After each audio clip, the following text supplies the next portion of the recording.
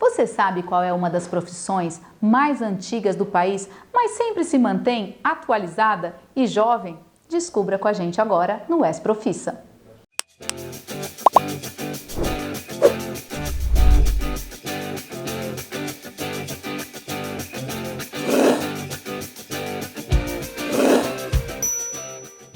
Este Es Profissa é sobre uma das profissões mais antigas do país. Chegou por aqui praticamente junto com a independência.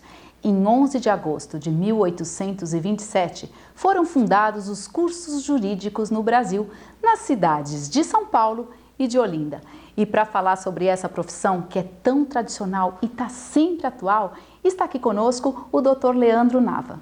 Olá, Dr. Leandro. Tudo bem? Olá. Primeiro eu quero te agradecer em nome do ESPRO por ter atendido a gente e poder bater esse papo. Eu que agradeço, um grande abraço a todos do ESPRO. Como que o senhor descobriu que queria ser advogado?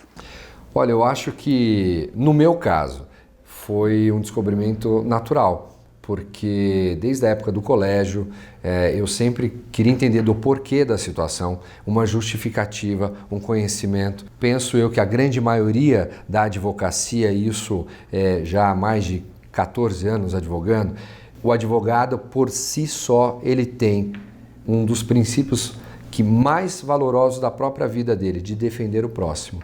Então isso acabou surgindo e para mim só ratificou, nunca tive dúvida. O senhor acha que é vocação, então? Tenho certeza. Tá.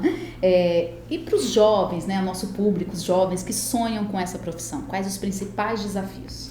Olha, hoje nós temos um mercado muito disputado na advocacia e eu vou trazer alguns números atuais desta, vamos dizer assim, de fevereiro de 2018. Nós temos hoje mais de 1.100.000 advogados inscritos em todo o Brasil. Só no estado de São Paulo são mais de 401.000 advogados inscritos.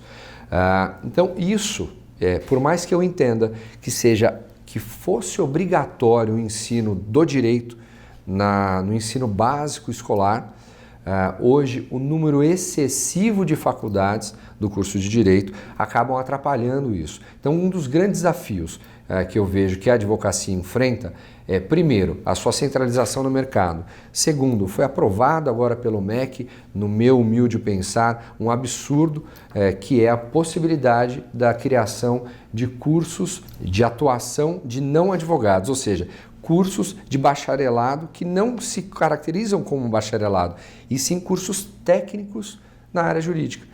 De certa forma, para exercer a profissão de advogado, o exame da OAB restringe. Como o senhor vê isso? Realmente é positivo? É necessário? Eu vou tomar a liberdade, eu vou até mesmo substituir essa palavra. Restringe. Não é uma restrição. Por quê? Até mesmo para você, jovem, que nos ouve aqui pelo ESPRO, o exame de ordem, ao meu ver, ele é necessário. Por que ele é necessário?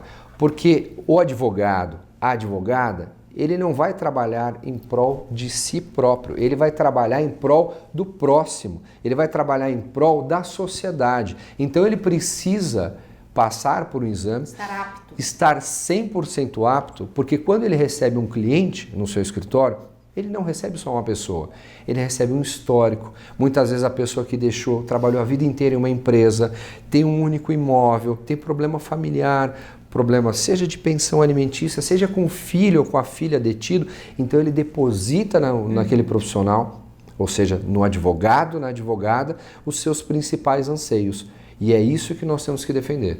E por falar em exame da OAB, tem agora muitos estudantes assistindo a gente de direito, né? Como é? Porque existe aquele temor, aquela coisa. Qual é o segredo para conseguir sucesso, em primeiro lugar, no exame? Olha, eu falo isso para todos, não só no exame de ordem, mas eu falo que na vida são 5% de inspiração, 95% de transpiração. Então, Graziela, no meu humilde pensar, estudo e estudo. Não fingimento de estudo. E a galerinha que está me ouvindo aí mais jovem sabe, a enrolação, não é enrolação, é estudar, pessoal. Sentar, focar, esquecer do mundo, esquecer redes sociais, se dedicar, ter um foco, direcionar, que sempre dá certo. E até porque depois é só por um período, né? Assim, não, advogado vai estudar a vida inteira, mas assim, com um objetivo... Exatamente, exatamente. Então, o exame de ordem é um único exame de ordem. Você foi aprovado no exame, você automaticamente já está credenciado. E não existe, as pessoas que não têm, até simplista o que eu vou falar, mas muitas pessoas falam isso. Ah, ele é advogado e tem carteira da OAB. Não, não. Na verdade, ele tem a carteira profissional da Ordem dos Advogados do Brasil, que credencia, e aí por isso é que ele é advogado, porque ele pode ter se formado no exame de ordem, ter prestado e não ter passado, ou pode ter prestado ou não ter prestado, por isso é que ele não é autorizado a advogar. Ele precisa estar inscrito nos quadros da ordem. O senhor falou sobre estudo, né? Tem aquele mito, é verdade, realmente o advogado tem que estudar muito, ler muito na faculdade, como que é? Olha, foi até engraçado, porque eu nunca fui um excelente aluno, né, na escola, e inclusive até mesmo na faculdade. Quando eu disse para os meus pais que eu faria direito, meu pai olhou para mim e falou assim: você não gosta de estudar. Eu falei: então, mas isso é minha paixão. Isso eu vou estudar. Isso eu estudarei, exatamente. Então, e o estudo acaba sendo um exercício diário do advogado. O advogado, ele acorda estudando e dorme estudando. E isso é também uma das belezas da nossa profissão, é a continuidade dos estudos. O senhor já deixou uma dica aqui muito importante para os nossos jovens, né? E aí eu acredito, né, doutor Leandro, não é só na advocacia, né? Em qualquer área da vida, o estudo é um caminho. O aprimoramento em si. Capacitação, desenvolvimento, não estar sempre inserido e satisfeito na sua zona de conforto. O senhor falou das inúmeras faculdades que a gente tem por aí, pelo Brasil. Muitos jovens iniciam a faculdade de Direito, mas desistem no meio do caminho. O senhor tem uma explicação? Tem um motivo para isso acontecer? Olha, eu tenho a honra e a alegria de ser professor universitário. E ser advogado, não estar, é bem diferente. E eu digo que eu não sou professor, eu me autodenomino educador, porque eu faço com paixão. Então, da mesma forma da advocacia. E isso me deixa muito triste. E eu posso tentar trazer algumas observações, e principalmente para vocês aí do ESPRO. Galera nova, pessoal, conversa com alguém que vocês conheçam, conversa com algum advogado, troca uma ideia, vai dar uma passada no fórum, vai fazer um estágio, entre aspas, aqui prévio, vai saber o que faz um advogado, quais são as carreiras jurídicas que existem, porque algumas pessoas, e eu vejo isso porque eu leciono no primeiro ano, no terceiro, no sétimo e no 10º. Então eu falo que eu pego a evolução do estudante de direito. Então muitos falam, começo a faculdade porque meu pai pediu, porque eu queria fazer alguma outra carreira, e aí ele falou, primeiro você faz direito. E aí, de repente, eles se encantam e ficam. Outros, não, vou fazer direito, achando que era uma situação mais tranquila, que não precisava estudar, que poderia, é o famoso levar na flauta, e não é nada disso. Eu acho que é importante a gente pontuar aqui a motivação que o doutor Leandro citou, dele na faculdade, e que, na verdade, todos os nossos convidados estão citando, né? A motivação para estudar e para ser feliz é fazer o que gosta, não é? Eu acho que essa nossa geração, ela percebeu isso, que para que você seja feliz, um dos pilares é a questão profissional na qual você se dedica, por mais que você trabalhará 12, 14, 15, 16 horas, mas você fazendo o que você quer, o dia passa muito rápido. Como você está vendo o mercado em questão de salário? Porque às vezes a pessoa vai procurar a faculdade de Direito também com aquela ilusão, advogado só ganha bem. Explica um pouquinho isso. Isso é muito importante. Por quê? Porque nós temos a tabela, a Ordem dos Advogados do Brasil, no caso seccional de São Paulo, e todas as demais seccionais têm uma tabela de honorários. Essa tabela, ela deve ser seguida. E uma observação, ela é uma tabela mínima de honorários. Não é máxima, é o contrário, mínima. Aquele colega advogado que não pratica a tabela, ele pratica alguns absurdos no meu entendimento. Primeiro, ele mesmo reduz a advocacia, ele mesmo reduz aquela importância da advocacia, ele mesmo prejudica os seus pares. Segundo, ele comete uma falta ética disciplinar, que é passível de ação que é instaurada, procedimento ético-disciplinar, junto ao Tribunal de Ética e Disciplina da OAB. Então é importantíssimo que seja seguido isso. Mas geralmente a tabela, elas são usadas em escritórios, ou se a pessoa decide seguir um caminho para abrir um escritório, mais como um profissional liberal. Mas existem outras possibilidades, né, doutor Leandro? Em empresas que têm departamentos jurídicos. Fala um pouquinho dessas áreas. Sim. Hoje, no caso a advocacia, nós temos, partindo para a área do profissional autônomo, e aí nós temos o mundo corporativo, que são empresas escritórios hoje, e são também as PJs, que não são escritórios, mas, por exemplo, empresas quaisquer que têm o seu nicho jurídico, têm o seu departamento jurídico. E isso é muito importante, por quê? Porque o jurídico, hoje, em especial, nesta fase que vivemos da sociedade, é imprescindível para o melhor deslinde de todas as demandas.